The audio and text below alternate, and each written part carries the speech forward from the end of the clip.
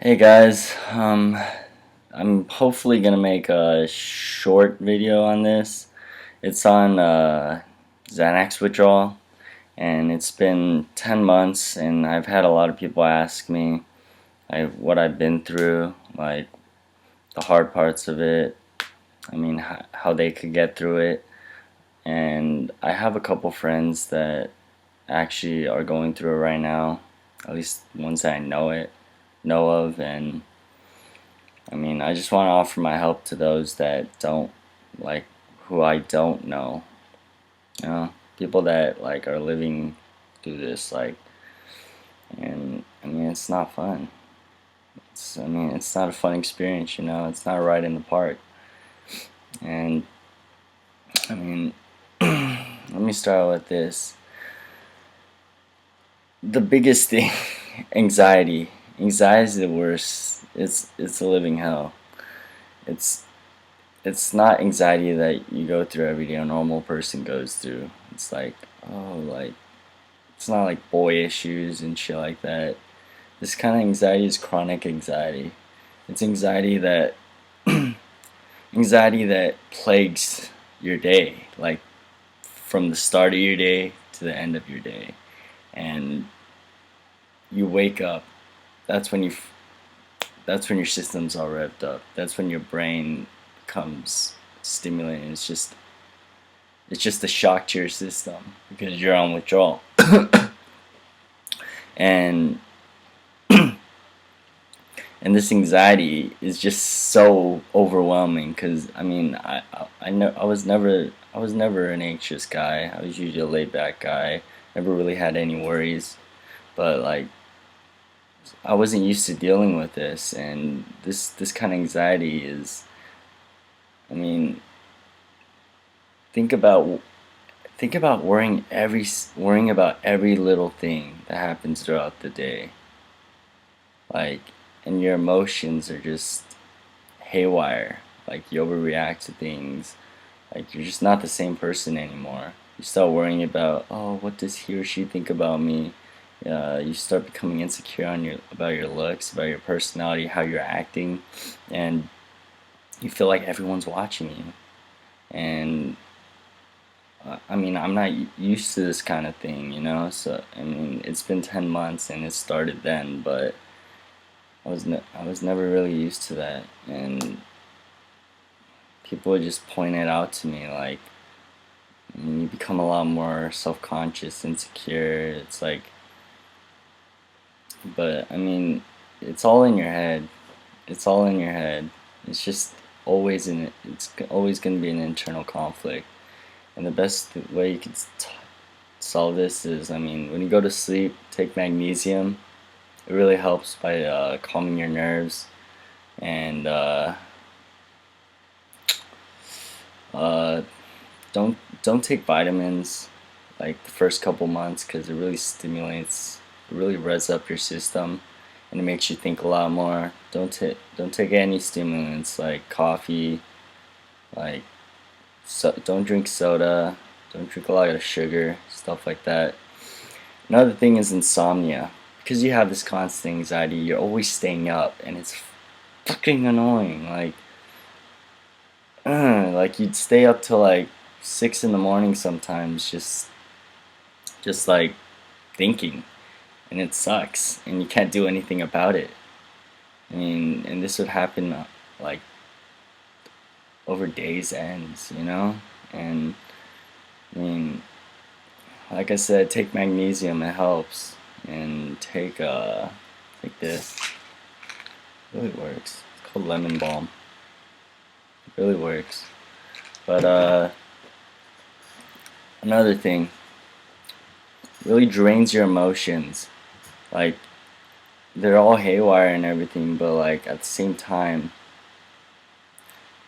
you can't, like, I started to realize that I could never really cry, even if I wanted to. If there's a really sad thing that happened, I just like be emotionless. I couldn't really react to it. And like, I mean, I wouldn't smile much anymore, and if I did, they were like fake smiles or fake laughs. Like humor wasn't funny to me anymore, and it was just it sucked because nothing was good in my life anymore. Like I don't know, even like being sad, it was hard to even be sad. Like I couldn't. I don't know. Like it felt like I was just a zombie. Like I couldn't feel anything. And all you feel is anxiety. That's all you feel. It's the only thing. Worry, anxiousness, fear. That's all you feel. And a lot of people have told me like they've noticed that like I'm going through these phases. Like, oh, Will, you're getting better. Next day, Will, what's wrong with you? It seems like something's wrong again. You know, you're down in the dumps. Like, you're not acting the same. And next day, it's just an ongoing process. Like, I could best describe it as like a cut. You get a cut. Normally, it's supposed to scab up and heal, but once you get this cut, which Xanax withdrawal, during the scabbing process, it cuts up again. A cut reforms, and then it scabs up again, and then the cut appears again. It's just hard. It's just, I mean, it's a really grueling process. Like uh.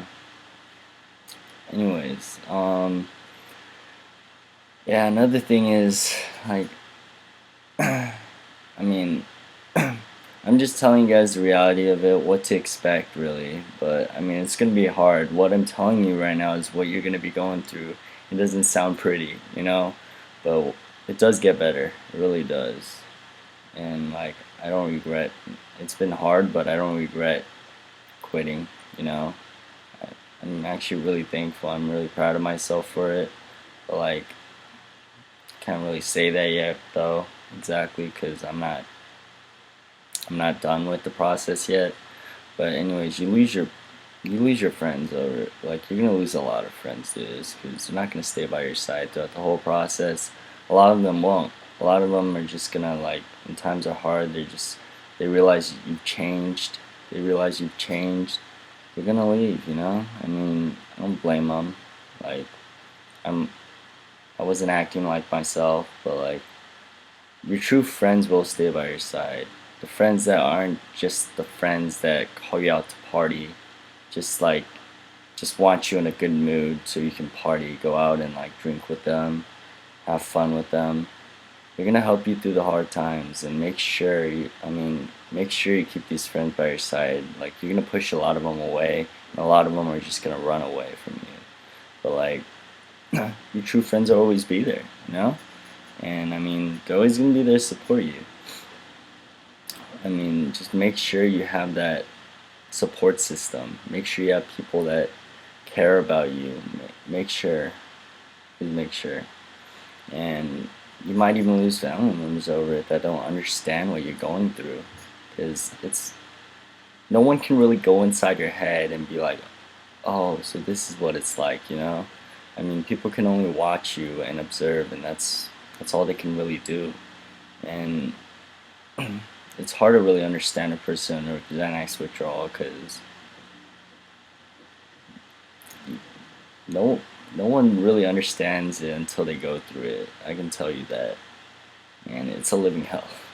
It's a living hell. But yeah, you might lose some family members over it. Like, I mean, thank God I didn't, but like, yeah, your family is probably gonna be wondering what the fuck you're going through, because you're not gonna be acting like yourself. You're gonna be acting a lot more sluggish, lazy, just like you're just gonna be a completely different person. You're gonna turn into this antisocial person, and you get this introvert person, and you're gonna have to spend a lot of time by yourself, and it's gonna be hard.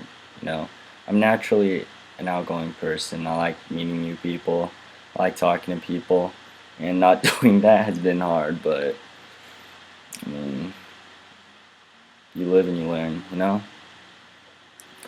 I mean, another thing is, it's super hard to get up in the morning. Fuck, it's so hard to get up in the morning, it's ridiculous. Like,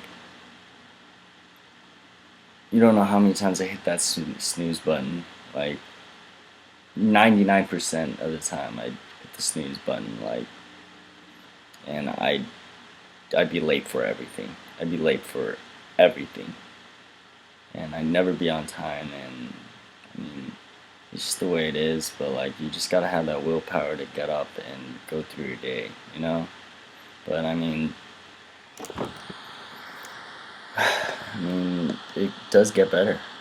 It really does, and like, I know exactly what you guys are going through, okay? And everyone goes through things differently, but like, I mean, one thing I strongly advise, like, don't make drinking a habit, because it's gonna be the easiest thing to go to after Xanax withdrawal, because it takes away some of that anxiety, it takes away that pain, that fear, all those things that are really fucking you up right now, like in the head. But don't resort to that, because it just slows down the process. And don't make it a habit. Like, you can drink every now and then, like maybe every couple weeks, you know, once a couple weeks but don't make it a habit, because you start trading addictions. You start trading the Xanax addiction for the alcohol addiction, because they both act on the same receptors. That's why they both calm you down. Alcohol calms you down. That's why people drink to relax, have a couple beers, you know. But like, it's not worth it. I mean, it's not worth it. That's all I can really say about it. And best of luck to you guys. You guys can always talk to me, message me if you have any problems, and just know that things do get better. That's all I can really say. Things do get better, and I can feel it, like you,